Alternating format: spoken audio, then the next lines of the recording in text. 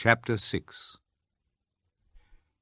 Jesus left that place and went back to his hometown, followed by his disciples. On the Sabbath he began to teach in the synagogue. Many people were there, and when they heard him they were all amazed. "Where did he get all this?" they asked. "What wisdom is this that has been given him? How does he perform miracles? Isn't he the carpenter, the son of Mary, and the brother of James, Joseph, Judas, and Simon? Aren't his sisters living here?" And so they rejected him. Jesus said to them, "A prophet is respected everywhere except in his own hometown and by his relatives and his family." He was not able to perform any miracles there, except that he placed his hands on a few sick people and healed them. He was greatly surprised, because the people did not have faith. Then Jesus went to the villages round there, teaching the people. He called the 12 disciples together and sent them out 2 by 2. He gave them authority over the evil spirits and ordered them, "Don't take anything with you on your journey except a stick. No bread, no beggar's bag, no money in your pockets. Wear sandals, but don't carry an extra shirt." He also said, "Wherever you are welcome, stay in the same house until you leave that place. If you come to a town where people do not welcome you, or will not listen to you, leave it and shake the dust off your feet. That will be a warning to them." So they went out and preached that people should turn away from their sins. They drove out many demons and rubbed olive oil on many sick people and healed them. Now King Herod heard about all this because Jesus' reputation had spread everywhere.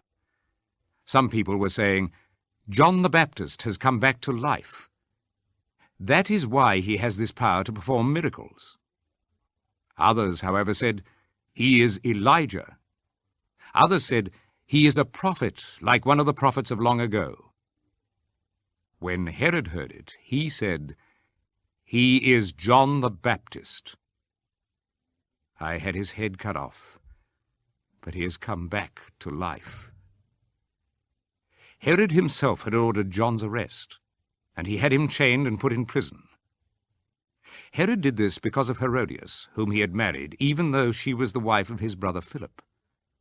John the Baptist kept telling Herod, "It isn't right for you to be married to your brother's wife." So Herodias held a grudge against John and wanted to kill him, but she could not because of Herod.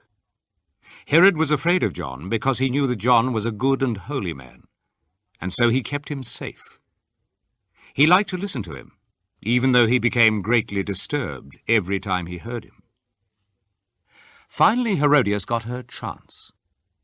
It was on Herod's birthday, when he gave a feast for all the chief government officials, the military commanders, and the leading citizens of Galilee. The daughter of Herodias came in and danced and pleased Herod and his guests. So the king said to the girl, "What would you like to have? I will give you anything you want." With many vows he said to her, "I swear that I will give you anything you ask for, even as much as half my kingdom." So the girl went out and asked her mother, "What shall I ask for?" "The head of John the Baptist," she answered. The girl hurried back at once to the king and demanded, "I want you to give me here and now the head of John the Baptist on a dish." This made the king very sad, but he could not refuse her because of the vows he had made in front of all his guests. So he sent off a guard at once with orders to bring John's head. The guard left, went to the prison, and cut John's head off. Then he brought it on a dish and gave it to the girl, who gave it to her mother. When John's disciples heard about this, they came and took away his body and buried it. The apostles returned and met with Jesus and told him all they had done and taught. There were so many people coming and going that Jesus and his disciples didn't even have time to eat. So he said to them, "Let us go off by ourselves to some place where we will be alone, and you can rest for a while." So they started out in a boat by themselves for a lonely place. Many people, however, saw them leave, and knew at once who they were. So they went from all the towns and ran ahead by land and arrived at the place ahead of Jesus and his disciples. When Jesus got out of the boat, he saw this large crowd, and his heart was filled with pity for them because they were like sheep without a shepherd. So he began to teach them many things. When it was getting late, his disciples came to him and said, "It is already very late, and this is a lonely place. Send the people away and let them go to the nearby farms and villages in order to buy themselves something to eat." "You yourselves give them something to eat," Jesus answered. They asked, "Do you want us to go and spend 200 silver coins on bread in order to feed them?" So Jesus asked them, "How much bread have you got? Go and see."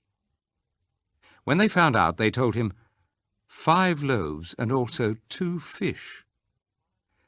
Jesus then told his disciples to make all the people divide into groups and sit down on the green grass. So the people sat down in rows, in groups of 100 and groups of 50. Then Jesus took the 5 loaves and the 2 fish, looked up to heaven and gave thanks to God. He broke the loaves and gave them to his disciples to distribute to the people. He also divided the 2 fish among them all. Everyone ate and had enough. Then the disciples took up 12 baskets full of what was left of the bread and the fish. The number of men who were fed was 5,000.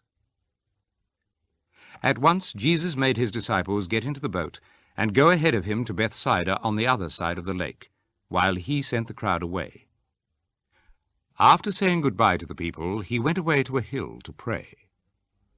When evening came, the boat was in the middle of the lake, while Jesus was alone on land.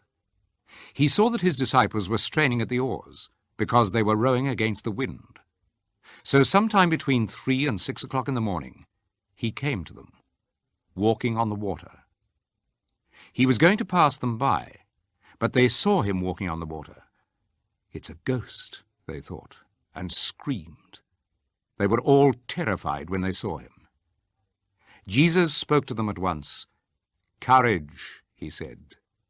"It is I. Don't be afraid."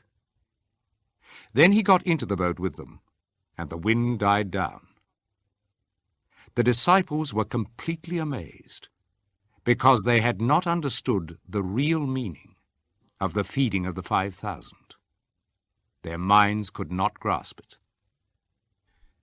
They crossed the lake and came to land at Gennesaret, where they tied up the boat. As they left the boat, people recognized Jesus at once. So they ran throughout the whole region, and wherever they heard he was, they brought to him sick people lying on their mats.